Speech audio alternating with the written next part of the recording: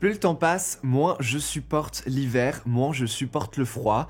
Et du coup, je propose qu'aujourd'hui, je vous partage quelques images de l'été passé, en souvenir du beau temps, en souvenir de la chaleur, en souvenir des ciels bleus, en souvenir juste du soleil en général.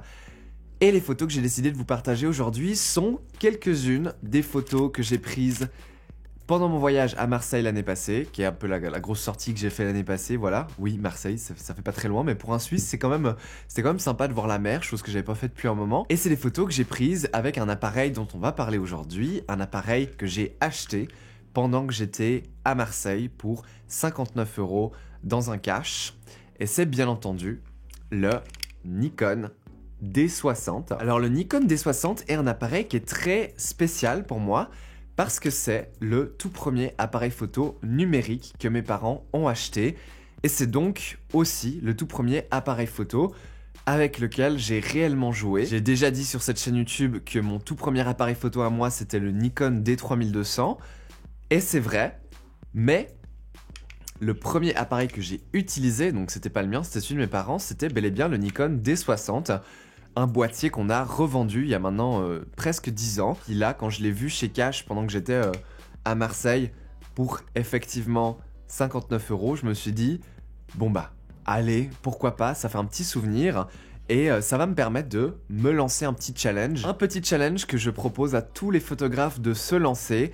Et c'est celui de tenter de faire de la photographie avec votre tout premier appareil. La plupart des photographes, pas tous, mais la plupart, prennent des photos avec du matériel, avec le matériel qu'ils peuvent se permettre de s'acheter, et finissent toujours, un jour ou l'autre, par redépenser de l'argent pour changer d'appareil ou changer d'objectif. Je suis moi-même extrêmement tenté de toujours améliorer mon matériel en pensant que je vais améliorer la qualité des photos que je prends. Mais le challenge du jour, c'est donc de retourner au tout premier appareil que j'ai jamais utilisé, ce qui va me permettre de voir quels sont les réels progrès que j'ai faits. Et ça m'a permis effectivement de remarquer que je fais des bien meilleures photos aujourd'hui qu'à l'époque, puisque les photos que j'ai sorties en 2024 avec mon D60 sont bien meilleures que les photos que je prenais à l'époque avec ce même D60. Parlons un peu plus en détail du Nikon D60. C'est un appareil photo d'entrée de gamme de chez Nikon des années 2000. Il date de 2008, donc c'est un boîtier qui a déjà un peu d'âge quand même.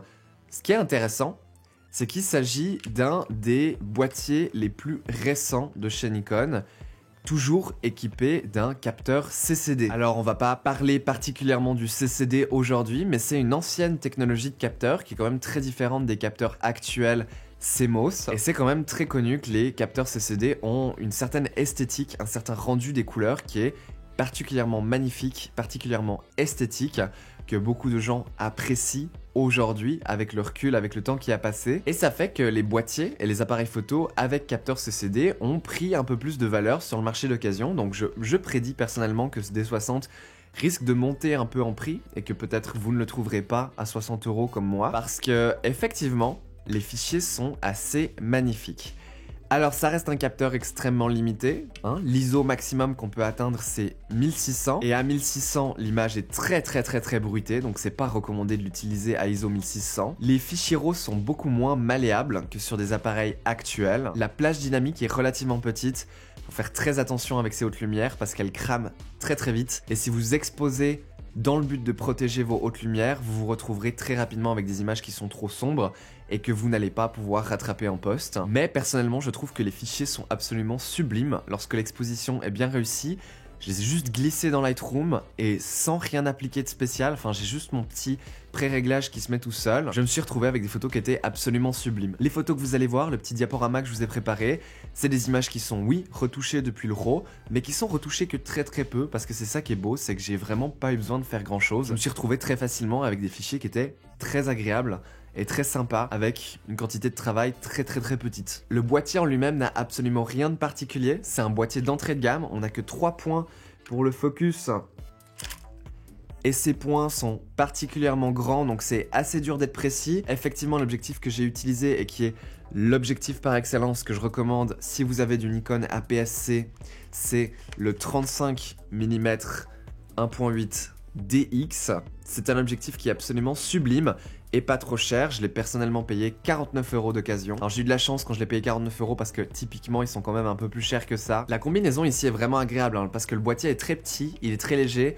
C'est un boîtier comme j'appellerais pas dommage dans le sens où il m'a coûté que 60 €. S'il lui arrive quelque chose, c'est moins grave que si c'est par exemple mon 5D qui est mon boîtier principal. Donc on se sent plus à l'aise de le balader, de voyager avec, de le prendre à la plage par exemple.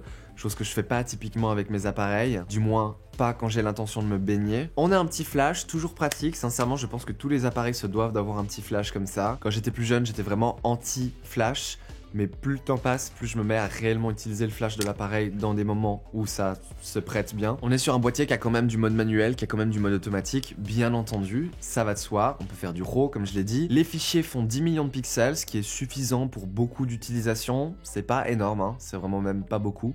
D'ailleurs, de tous les boîtiers que j'ai actuellement, c'est celui qui a la plus basse résolution. L'avantage, c'est que les fichiers prennent très peu de place sur la carte mémoire. On a bien entendu pas de mode vidéo et on a même pas de live view. Donc, il n'y a pas moyen de faire de visée écran. Donc, il faut vraiment tout faire au viseur, comme si c'était de l'argentique. Le viseur est pas particulièrement grand, mais il est pas tout petit non plus. Franchement, il est assez clair. Mais c'est vrai que c'est assez difficile de savoir si on est en train de prendre une photo nette ou pas, juste en regardant le viseur. Si vous faites des photos très importantes, vous allez sûrement avoir envie de checker sur l'écran arrière, ou alors de prendre plusieurs photos plusieurs fois. C'est vrai que je m'étais posé la question comment ça se fait que quand je débutais en photographie, je prenais toujours chaque image 3 ou 4 fois avec mon appareil et qu'aujourd'hui je fais plus du tout ça. En fait, depuis que je me suis mis à faire de l'argentique, je le fais plus. Et ensuite, je me suis remis à utiliser cet appareil et je me suis rendu compte qu'en fait, il rate très régulièrement la mise au point. D'un tout petit peu, ça dépend à quel point vous ouvrez le diaph ou pas. Si vous faites du paysage, il n'y a aucun problème.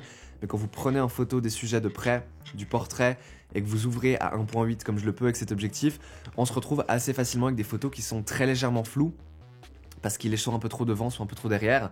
Il n'y a aucun réglage pour ça. L'autofocus est vraiment très basique. Donc on prend un peu le réflexe de prendre chaque photo plusieurs fois pour s'assurer d'en avoir au moins une qui est nette. Mais voilà, sincèrement, j'ai pas grand chose de plus à dire sur ce boîtier. Ça reste un réflexe, donc la batterie tient bien. Moi, je trouve cet appareil très agréable à utiliser. Vous savez que j'apprécie particulièrement les viseurs optiques. Je pense que c'est quelque chose qui s'est perdu. C'est une qualité qu'on avait sur les appareils d'époque qu'on n'a plus aujourd'hui. Et moi, ça me pose problème parce qu'un viseur optique comme ça permet quand même de beaucoup mieux maîtriser sa composition et son cadrage, puisque c'est des viseurs qui sont beaucoup plus lumineux et où on voit beaucoup mieux ce qu'on est en train de faire. Par contre, c'est aussi un viseur qui ne représente pas du tout l'exposition finale de l'image. C'est pour ça que vous allez quand même vouloir regarder une fois ou deux sur l'écran, du moins si vous faites des photos importantes, que les photos sont peut-être pas ratées. Je pense que c'est un excellent appareil pour débuter. Je pense que c'est un appareil qui est beaucoup plus compétent que ce que je pensais qu'il l'était à l'époque où mes parents en avaient un, vous comprenez. Quand j'ai débuté la photo, je trouvais que cet appareil était nul. Enfin, c'est rapidement ce que je me suis dit quand j'ai su que c'était vraiment de l'entrée de gamme. Et aujourd'hui, j'ai plus du tout le même avis parce qu'aujourd'hui, j'ai l'impression que sincèrement, si on sait utiliser un boîtier comme ça, il y a moyen de faire des photos qui peuvent passer en grandes impressions dans des expos, des photos qui peuvent bien fonctionner sur les réseaux sociaux ou peu importe quel est le but.